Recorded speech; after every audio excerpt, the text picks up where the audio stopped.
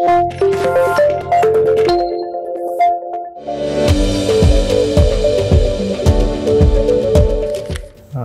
Attack అనేది ఎందుకు వస్తుంది? సో హార్ట్ అటాక్ అనేది పర్టికులర్లీ మన గుండెకి రక్తనాళాలలో బ్లాక్స్ ఏర్పడితే వస్తుంది. అంటే మన గుండెకి లెఫ్ట్ సైడ్ 2, రైట్ సైడ్ 1 రక్తనాళం ఉంటుంది.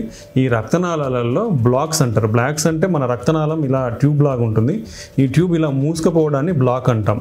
సో ఇలా స్లోగా ఈ ట్యూబ్ ఉండేది ఇలా మూసుకుపోవడం వల్ల బ్లాక్ ఏర్పడుతుంది. ఈ బ్లాక్ ఏర్పడినప్పుడు కింద గుండెకి బ్లడ్ అనేది అందదన్నమాట. సో ఇలా ఏర్పడడం వల్ల హార్ట్ అటాక్ అనేది వస్తుంది. ఇది 2 రకాలు. అక్యూట్ హార్ట్ అటాక్ అంటే సడన్గా పెయిన్ వస్తుంది అనమాట, ఛాతీ నొప్పి.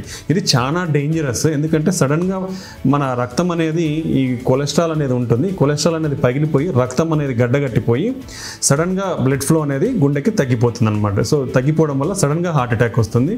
ఈ సడన్ హార్ట్ అటాక్లో ప్రాణాలు కూడా పోయే అవకాశం ఉంటుంది. కాబట్టి చాలా జాగ్రత్తగా దీన్ని ఇమీడియట్గా రికగ్నైజ్ చేసి ట్రీట్మెంట్ తీసుకోవాల్సిన అవసరం ఉంటుంది. అలా కాకుండా కొందరిలో నిదానంగా కొలెస్ట్రాల్ అనేది అక్యుములేట్ అయిపోయి మూసుకుపోతూ వస్తుంది. దీన్ని క్రానిక్ హార్ట్ అటాక్ అంటాం. వీళ్ళలో నడిస్తే ఆయాసం రావడం, ఛాతీ నొప్పి రావడం అనేది జరుగుతుంది.